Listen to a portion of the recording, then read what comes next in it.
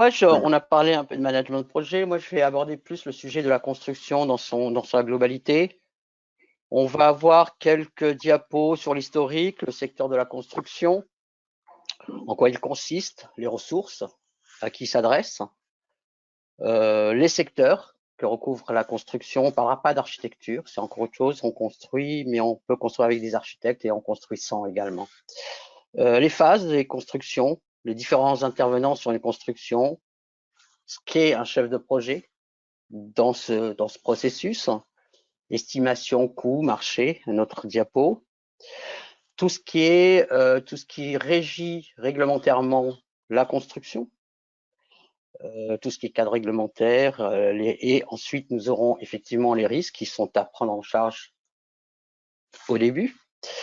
Et pour finaliser, on parlera d'un outil qui se développe et qui est de plus en plus un peu aussi le but, c'est de parler un peu du BIM. Voilà un peu dans quel sens je vais aborder cette petite présentation.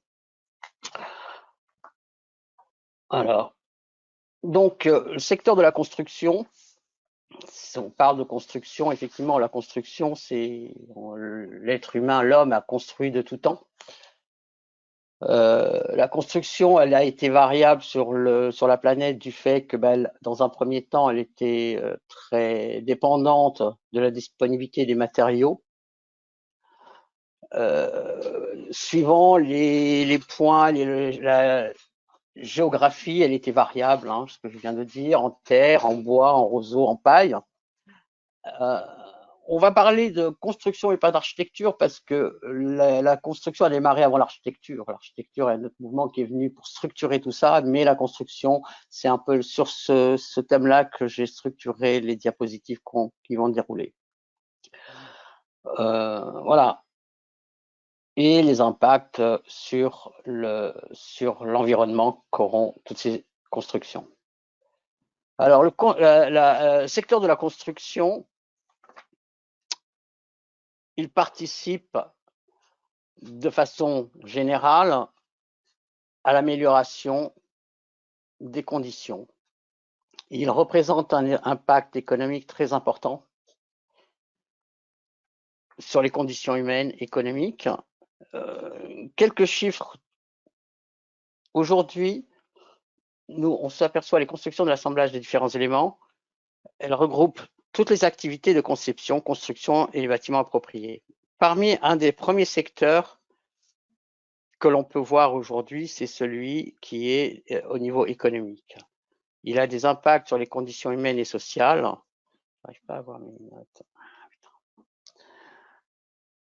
Excusez-moi 30 secondes, parce que j'arrive pas à retrouver mes notes.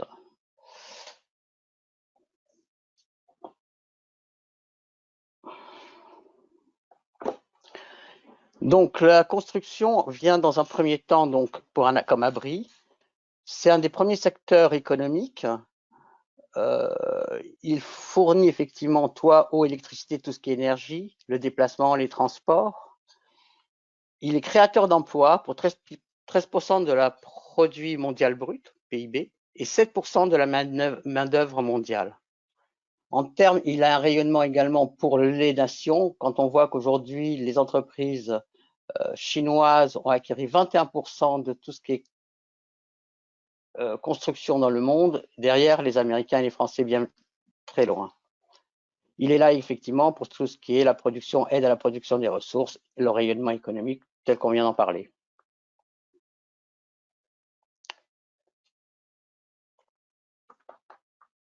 Alors aujourd'hui, sur le type de construction, on voit que la population augmente. On va augmentation à 9 milliards d'individus sur Terre à l'horizon 2040, avec une urbanisation qui, elle, évolue pour arriver à 70% de la population mondiale d'ici 2050, qui regroupera 70% de la population qui seront dans les villes. Les technologies s'adaptent à l'évolution des matériaux, à la façon de faire les choses et aux réglementations qui évoluent et qui font que la technique s'adapte à chaque fois. Donc, tous ces phénomènes-là, aujourd'hui, définissent pour l'avenir des investissements à venir. néanmoins, par rapport à cette demande, à cette forte poussée, on s'aperçoit aujourd'hui qu'il y a un manque eau, électricité, énergie, besoins sanitaires. Voilà, aujourd'hui, si vous voulez, nous sommes dans des besoins tout en sachant qu'on a un impact sur la planète et avec des manques qui vont être nécessaires à économiser et à mieux gérer. Aujourd'hui, en termes de consommation d'énergie, le secteur du bâtiment représente 45% de la consommation totale d'énergie sur l'ensemble de la planète. Produit 40% de déchets, 30% d'émissions de gaz à effet de serre, ce qui représente, nous sommes aujourd'hui dans une politique de faire abaisser tout ça, donc on verra plus tard que toutes les techniques sont là pour venir combler ces effets néfastes. Et aujourd'hui, la consommation d'eau qui sont absorbées par la construction représente à peu près 16% de la consommation totale de la planète. Résultat, le secteur du bâtiment s'organise de telle façon à prendre en charge, avec une notion environnementale, de prendre en compte tous ces manques et les réduire, que le fait de construire ne soit pas aussi polluant qu'il ne l'est aujourd'hui.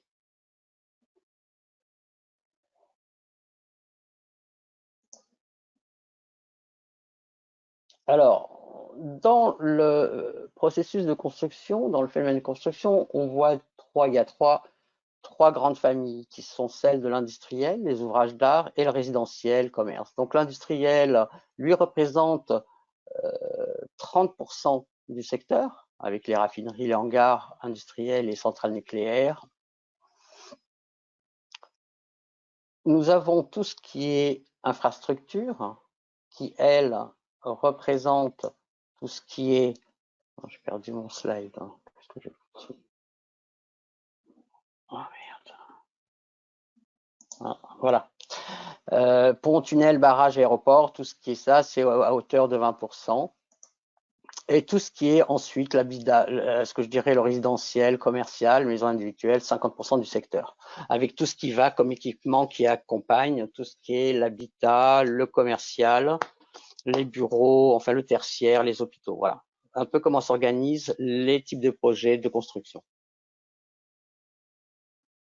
Est-ce que vous avez des questions ou parce que comme on va faire différentes slides, s'il y a des choses, si vous avez quelques questions, autant les poser tout de suite. Bon, je continue donc. Alors là, nous rentrons directement dans ce qu'on a un petit peu construire. Pour construire, nous avons quand même des processus qui sont identiques, qui se ressemblent tous, qui peuvent évoluer en fonction de la demande, en fonction du type de projet. Mais généralement, c'est quand même de cette façon-là que ça se développe, avec des étapes complémentaires non nécessaires qu'on verra un peu plus tard. Aujourd'hui, il y a un besoin qui déclenche les études. On a le lancement de projet, la construction, la mise en œuvre, l'exploitation et la fin de vie. Donc aujourd'hui, sur le départ, c'est le besoin, c'est quoi? C'est un maître d'ouvrage qui se dit, bon, j'investis dans le cadre d'un investissement, d'un besoin de se loger, de produire une unité que ce soit une volonté politique, de produire un équipement sportif, un hôpital. Donc la demande est là. C'est une poussée démographique fait que les demandes sont présentes et nécessitent une réflexion du pouvoir public pour créer ce besoin. Donc on part par une phase d'étude de marché, des analyses, le lancement de projet, et à partir de là, on lance tout ce qui est, une fois que la faisabilité autant financière que économique que structurelle est faite, nous lançons le projet de construction.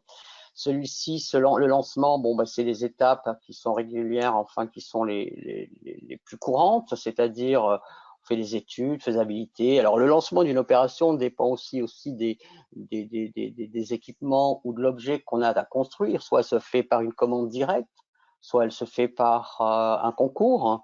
Donc suivant le type de construction, d'équipement à construire, la méthode, le lancement de projet peut prendre différentes façons d'organisation qui sont, comme je disais, le concours ou la commande directe. Voilà. Ça, ce sont essentiellement effectivement pour les gros projets. Donc, on a dans un premier temps les études qui sont des études architecturales, techniques, environnementales. Voilà, on lance les études, on se les fait valider généralement par le maître d'ouvrage, la validation réglementaire également, qu'on verra plus loin, et on lance ensuite une opération qui passe par les appros, passation de marché, toutes les phases, à mon avis, nécessaires pour la réalisation, qui sont la préparation de la construction, autorisation réglementaire. Ensuite, il y a l'exploitation, maintenance, qui sont la vie, c'est la finalité de notre construction, de notre projet, qui est celle d'une exploitation qui, pour avoir les meilleures conditions d'exploitation, c'est donc l'aspect maintenance qui est nécessaire à la bonne utilisation économique de l'opération.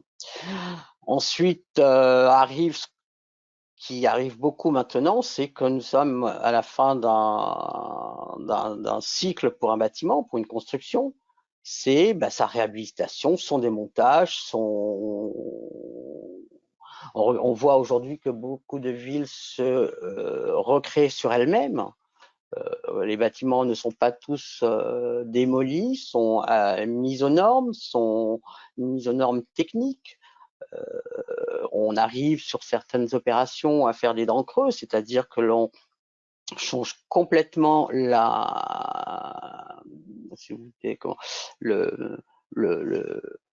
l'objet de ce bâtiment, c'est-à-dire d'en faire du logement pour passer à du bureau, ou actuellement ce qui se fait beaucoup, c'est qu'on passe du bureau pour faire du logement, vu la pression sur le logement.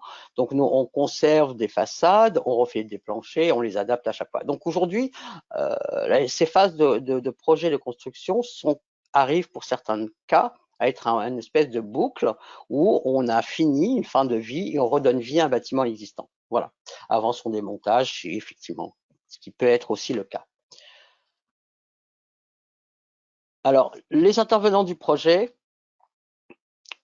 on a dans un premier temps le maître d'ouvrage, qui est lui à l'origine de la demande, qui reste responsable sur tout ce qui est administratif, au niveau des APC, c'est le premier interlocuteur, c'est à lui qu'on fait signer, il est en possession d'un permis de construire et c'est à lui qui le finance et c'est lui qui est le donneur d'ordre.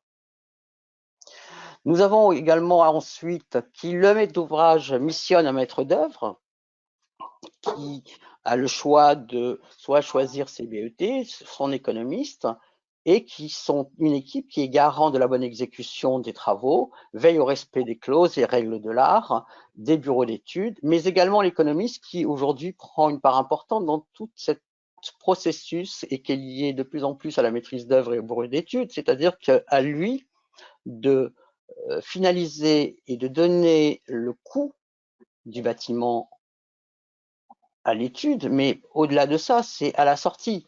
Aujourd'hui, les maîtres d'œuvre dans certains pays sont responsables du coût qu'ils annoncent en phase avant-projet définitif, où le maître d'œuvre s'engage sur un coût.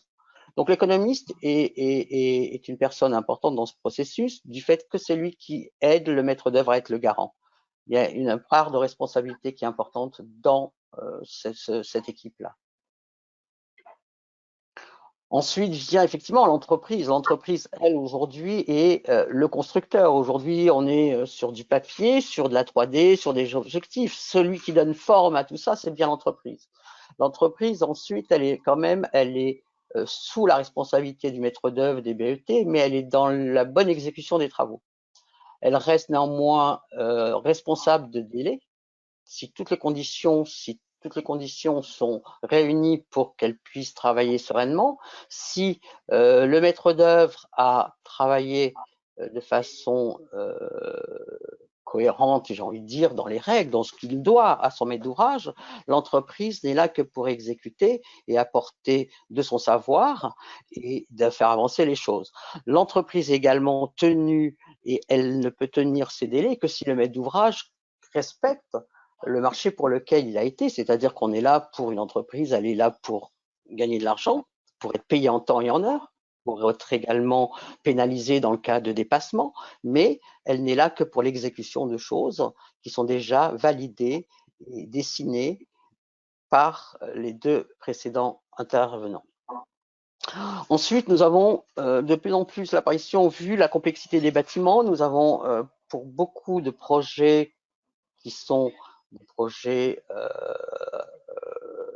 à forte valeur ajoutée ou qui peuvent être simplement des règlements à faire respecter, le bureau de contrôle. Le bureau de contrôle, il a la particularité d'être le garant de la bonne tenue du bâtiment, c'est-à-dire qu'aujourd'hui, un contrôleur technique, on prend le CTC, qui vérifie la mise aux normes de tout l'ensemble de ces documents, les plans de gros œuvres, de structures métalliques et tout. Mais également, de plus en plus, nous avons des bureaux de contrôle technique qui, eux, sont là pour vérifier la bonne cohérence du cahier des charges par rapport à la demande d'un maître d'ouvrage qui souhaite en faire un bâtiment technique, qui veut en faire et que toutes les normes sont bien intégrées et sont bien reprises dans le cahier des charges du maître d'œuvre et qui sont dans leur mise en œuvre respectées par l'entreprise.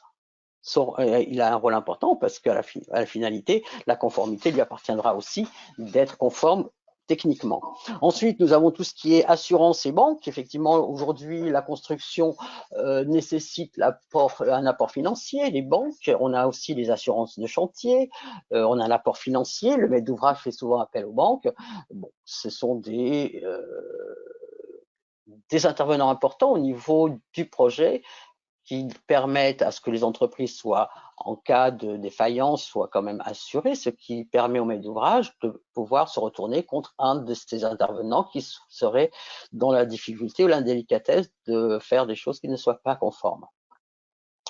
Ensuite, nous avons les expertises contrôle. Alors, les expertises tierces, aujourd'hui, elles sont de plus en plus présentes également sur tous les aspects environnementaux, où nous avons des règlements qui font que l'environnement joue un rôle important et que nous sommes retenus par des chartes pour certains pays, effectivement, parce que ce n'est pas encore faisable sur l'ensemble de la planète, mais de plus en plus, l'environnement intervient dans l'acte de bâtir, dans la construction, du fait que les manques que nous constatons un peu sur la planète et les qualités que souhaite son maître d'ouvrage pour ses futurs clients ou pour un équipement sportif, c'est des expertises des membres de, par exemple, FIFA, ça peut être hospitalier, des gens qui sont spécifiquement et techniquement habilités à valider ou pas, ou à donner un avis sur un bâtiment. Voilà ce qu'il en est pour les différents intervenants. Donc aujourd'hui, voilà un peu la relation qu'il y a entre le maître d'ouvrage et l'équipe qu'il crée et les intervenants qu'il a missionné pour son projet. Ensuite, là-dedans, toutes ces personnes-là sont prises en charge, on a un rôle important, c'est celui du project manager qui est un peu le chef d'orchestre de cette équipe. Il organise le projet, il le conduit de bout en bout. Et il est pour le maître d'ouvrage un garant de la bonne compréhension et de l'accompagnement dans le projet. Le project manager est une pièce importante dans le processus de construction puisqu'il a une activité assez large, une grosse responsabilité, mais on voit un peu on voit les différentes activités spécifiques et le savoir-faire. Néanmoins, il est nécessaire de savoir qu'un bon project manager, c'est quelqu'un qui sait s'entourer. Vu la complexité des bâtiments que l'on crée, les différents intervenants techniques, tout ça fait qu'aujourd'hui, beaucoup d'intervenants, autant sur l'aspect maintien technique, les fluides, la structure. On parle de plus en plus de bâtiments intelligents, de la domotique, l'environnement, de la qualité de l'air. Il est nécessaire à cette personne de s'entourer. Et un bon project manager, c'est quelqu'un qui sait s'entourer de bons appuis, quoi, s'il a besoin d'appui. Voilà.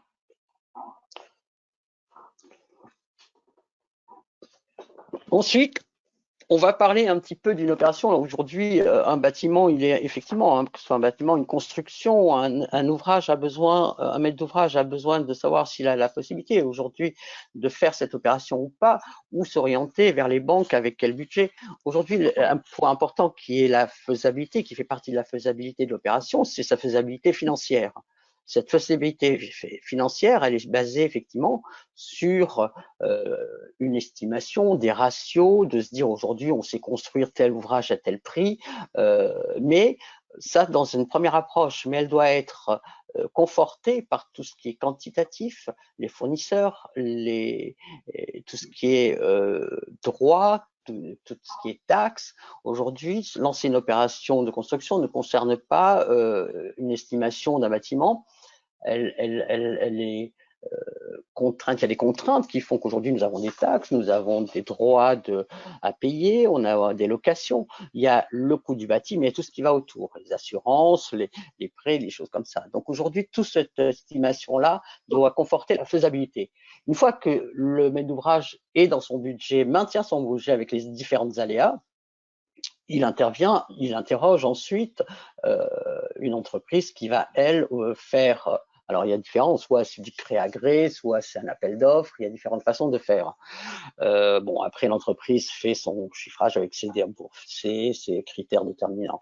Néanmoins, pour savoir qu'une fois que l'entreprise est désignée, nous, on a différentes façons de travailler sur un marché. Aujourd'hui, pour certains projets, nous sommes dans un marché à prix global et forfaitaire, c'est-à-dire que l'entreprise dit, ben voilà, je sais répondre à tel objet et il coûte tant. Alors après, il peut être révisable, non révisable, il y a différentes catégories, mais aujourd'hui, on est sur un marché en entreprise générale. Donc, il peut être en forfait globataire ou au maîtrise. Et nous avons aussi la possibilité de passer des marchés en corps d'état séparé ou en macro-lot. Alors, la différence pour le maître d'ouvrage, il est clair que économiquement, le marché au maîtrise, ou ce qu'on appelle en corps d'état séparé, fait qu'une économie de 10 à 15% sur une entreprise générale qui prend ses frais. Néanmoins, quand nous avons une entreprise générale qui prend en charge l'ensemble des lots, des différents intervenants, ça coûte financièrement c'est plus onéreux pour le maître d'ouvrage, mais néanmoins, il n'a un seul interlocuteur qui est l'entreprise et il n'y a pas de problème qu'on pourrait rencontrer sur tout ce qui est interface, faiblesse d'une entreprise par rapport à une autre. Généralement, ce sont de grosses entreprises qui peuvent répondre sur du global forfaitaire, même pour les petits objets, même pour des réhabilitations ou du particulier. Il est plus facile au maître d'ouvrage d'avoir qu'un seul interlocuteur plutôt que plusieurs entreprises. Voilà pour ce qui est.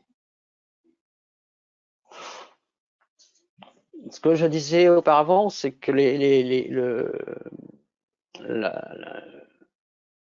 la construction est quand même gérée par un certain nombre de prescriptions qui sont des prescriptions réglementaires. Prescriptions réglementaires, nous avons tout ce qui est conformité, les règlements d'urbanisme. Ça, c'est en premier lieu, c'est ce qui régit, ce qui donne la forme, ce qui nous insère dans un tissu. Donc, nous avons ensuite tout ce qui est les validations réglementaires, tout ce qui est le CTC, les bureaux techniques, la validation des phases travaux. Donc aujourd'hui, on peut définir ça. On a les règles d'urbanisme, les réglementations, le respect des réglementations des règles de l'art, c'est ce qui sont assurés par les bureaux de contrôle structure et les bureaux de contrôle technique.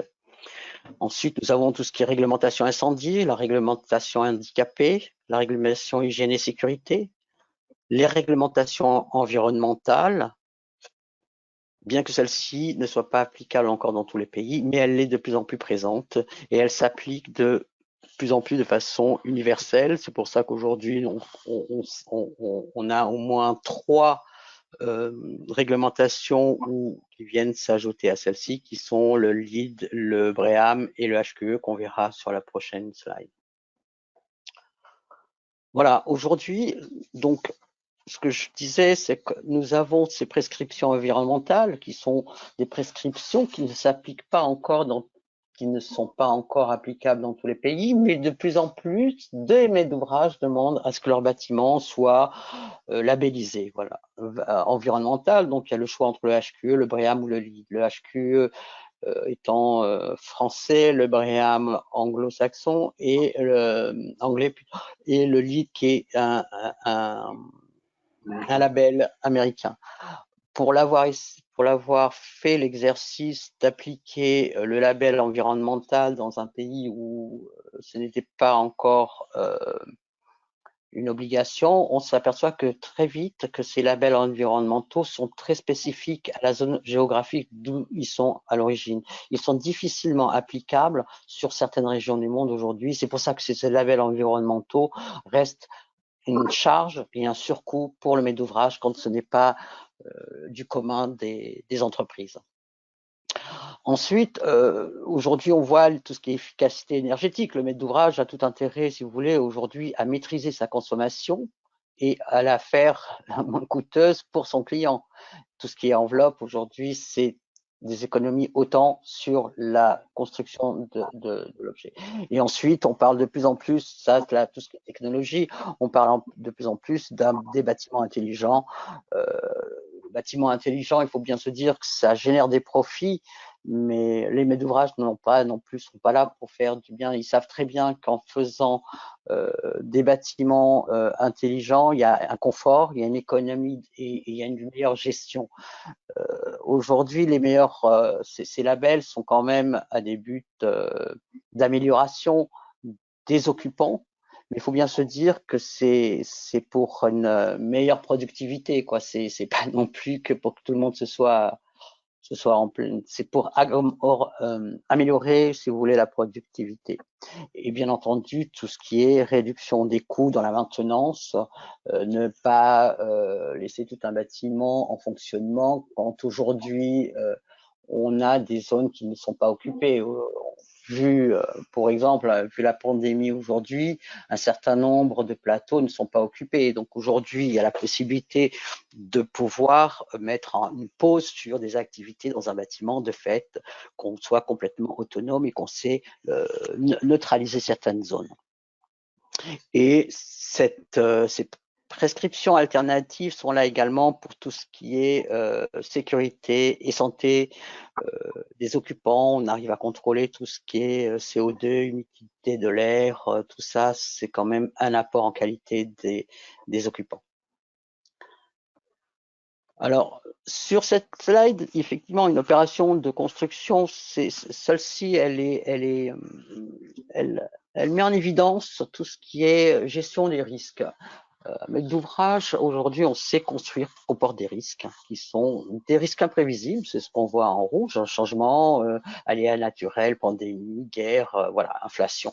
Donc, toutes ces choses-là, aujourd'hui, j'ai envie de dire qu'un project manager ne peut pas réagir ou prévoir du fait que ça s'appelle risque imprévisible. Pour moi, là-dessus, on est vraiment c'est vraiment, on n'a pas vraiment d'action possible. Par contre, sur les deux étages inférieurs, hein, qui sont le risque difficilement identifiable, mais il reste identifiable, les risques identifiables, illégalement. Aujourd'hui, ces risques-là peuvent être menés à très peu de ne peuvent pas jouer un facteur très important au niveau d'un risque. On les maintient, mais pour moi aujourd'hui, changement des besoins du client, pour moi ce n'est plus un risque. Un maître d'ouvrage, comme je le disais tout à l'heure, un bon maître d'ouvrage ne peut pas prendre le risque de changer son projet. Il en déduira très rapidement les conséquences que ça a. Donc c'est un risque qui pour moi est mineur et c'est vraiment pas des risques pour moi qui sont un maître d'ouvrage. Ce sont des risques qui sont vraiment mineurs et qu'on peut vraiment très rapidement mettre de côté avec une bonne préparation et après une bonne préparation, de bonnes entreprises. Donc, ce sont des facteurs qui sont la gestion des risques, mais qui pour moi peuvent vraiment être gérés par une bonne maîtrise d'ouvrage, par un bon maître d'œuvre, ça reste des risques qu'il faut quand même relativiser.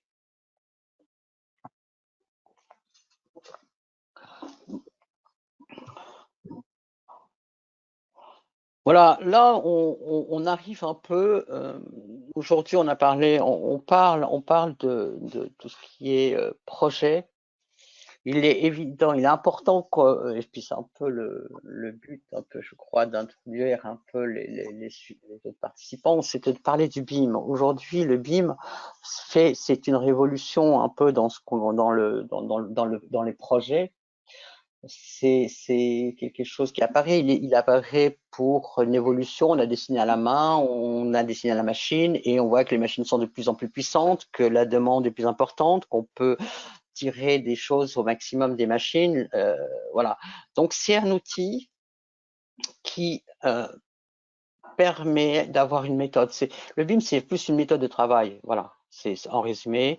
Il permet aux différents intervenants de prendre possession d'une maquette et qui évite. Alors, l'évolution pour moi, elle est en tant que pour les project managers, elle est qu'aujourd'hui on a les intervenants arrivent sur la même objet. Chacun s'approprie cet objet et on n'est plus dans des phases comme on a connues, c'est-à-dire chacun dessine dans son coin et après on fait un recollement et on s'aperçoit qu'on tombe dans une poutre, que on a des difficultés, on s'est trompé dans les quantités, on s'est trompé dans les quantitatifs, on s'est trompé dans les besoins. Donc aujourd'hui, cette maquette accessible à l'ensemble des intervenants permet d'éviter toute erreur ou des problèmes lourds de synthèse sur les bâtiments techniques. C'est un outil d'amélioration dans le processus du projet.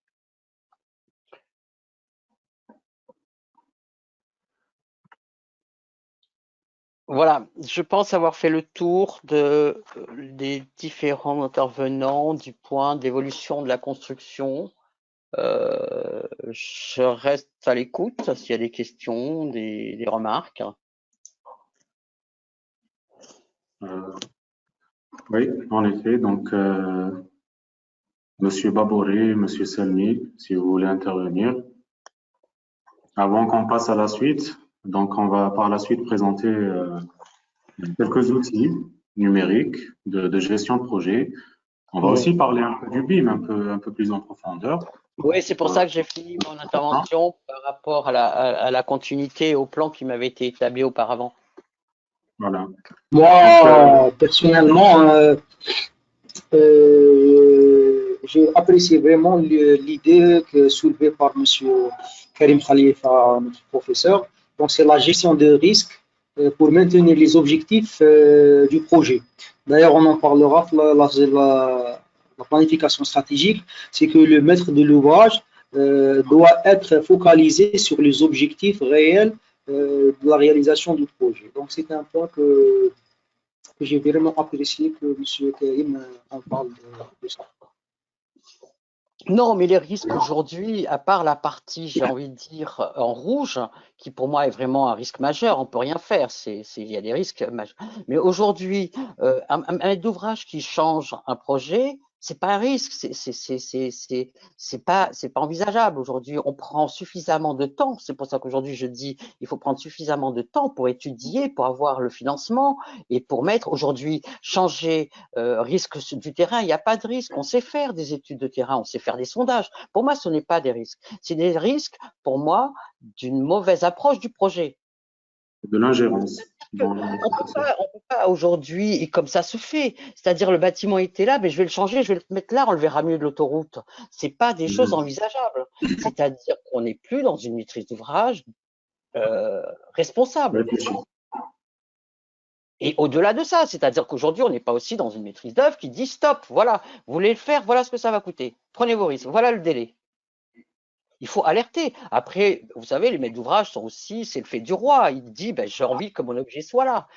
Et c'est lui qui fait aussi avancer les choses, c'est lui qui construit. Donc on est à son écoute, tout en sachant qu'il y a un moment, il faut dire c'est pas faisable, c'est pas réalisable. Il faut pas avoir peur de le dire face à du politique parce que ça coûte et c'est aussi, il est censé s'appuyer sur des gens qui savent. Voilà. Il y a le deuxième point aussi soulevé, c'est la labellisation des bâtiments.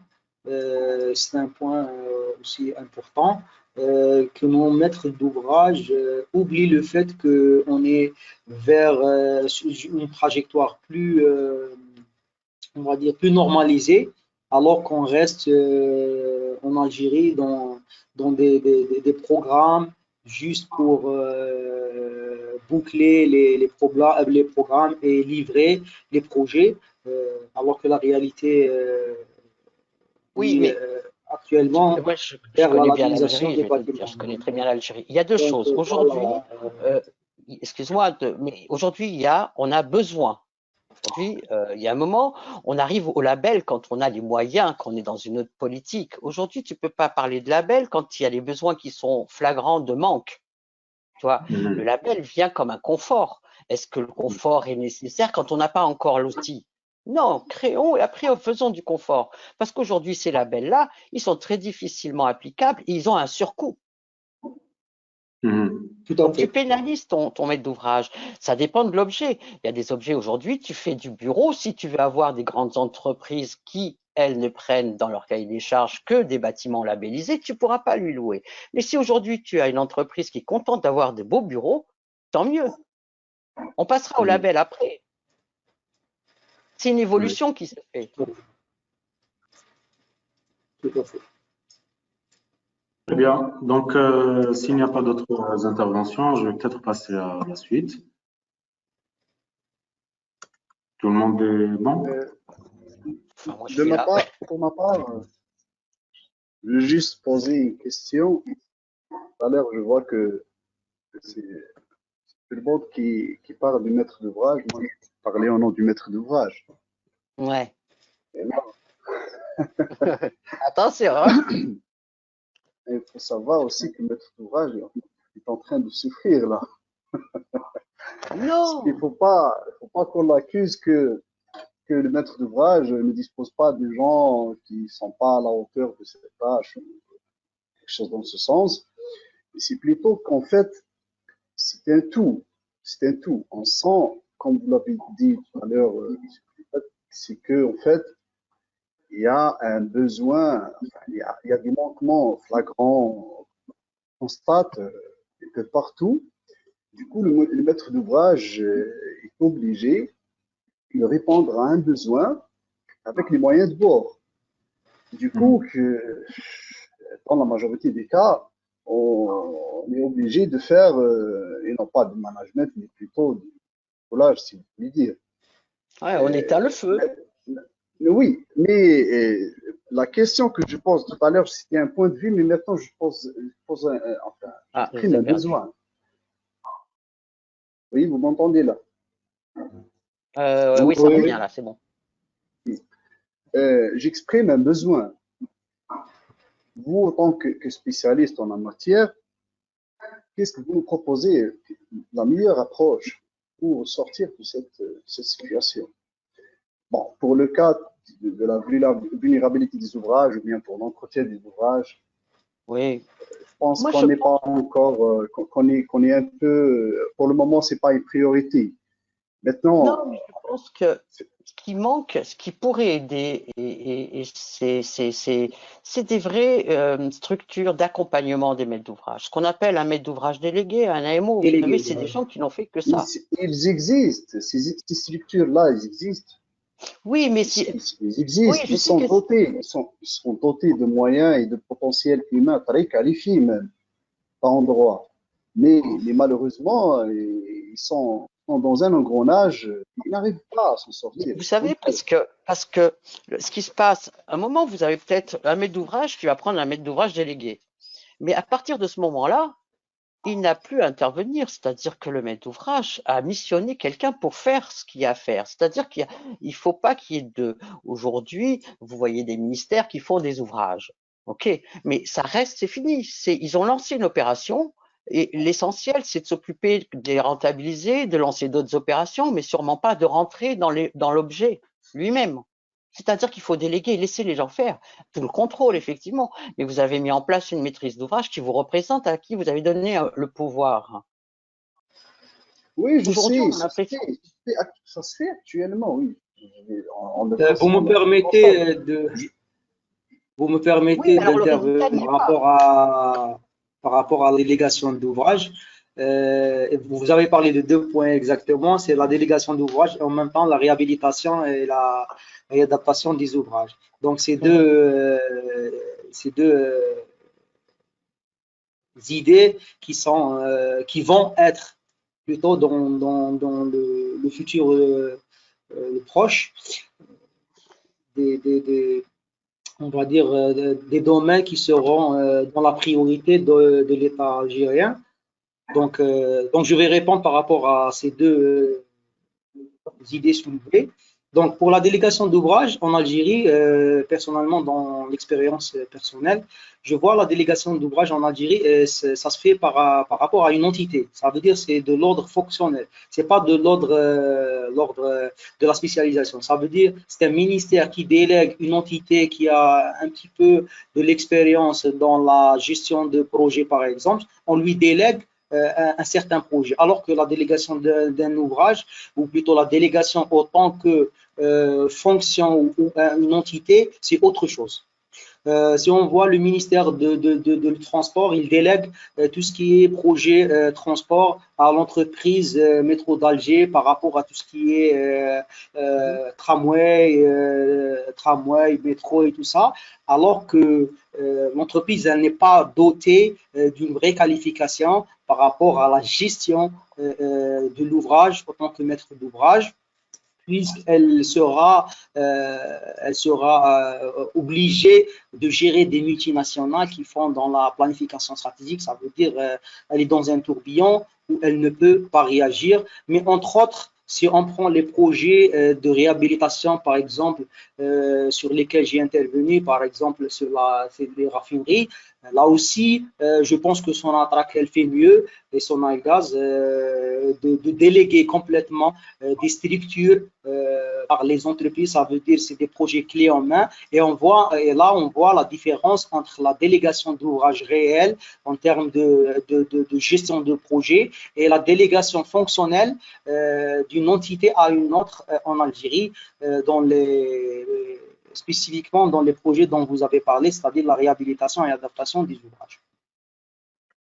Oui, mais derrière, aujourd'hui, la réhabilitation, prenons par exemple les façades d'Alger, la rue des Douches, je connais très bien. Aujourd'hui, on s'aperçoit quand même, il y a eu des choses de faites. Il y a eu des choses de faites, on a essayé, mais qu'est-ce qu'on a fait? On l'a pas toujours très bien fait. C'est-à-dire qu'on voit qu'il y a des balcons, au lieu de venir le repeindre, il faut pacifier. Il y a des gens qui savent le faire. Aujourd'hui, je pense qu'il y a des moyens qui sont importants à mettre en place. Je prends cet exemple-là, mais il y en a peut-être d'autres. Aujourd'hui, faire les choses, c'est bien, mais les faire bien et une seule fois, c'est mieux. Et si on ne sait pas faire, on appelle à des gens, on fait des audits, tout ça, ça doit se faire. Mais pourquoi ça se dilue derrière? Parce que il y a peut-être le politique qui rentre en compte, ou peut-être parce qu'il n'y a pas financièrement les moyens. Il y a des raisons sûrement qui font que, parce que les volontés sont là, mais derrière ça se dilue et le résultat n'est pas toujours. C'est beaucoup d'argent et de gaspillage pour un résultat qui finit par être médiocre. Pour rebondir sur ce que vous êtes en train de discuter justement, ouais, je ne veux pas non plus polluer le sujet, mais non, ça reste quand même très intéressant. Là, je veux bien qu'il m'explique. Mais justement, la suite pourrait peut-être apporter quelques éclaircissements. Bon, ouais, on va pas y avoir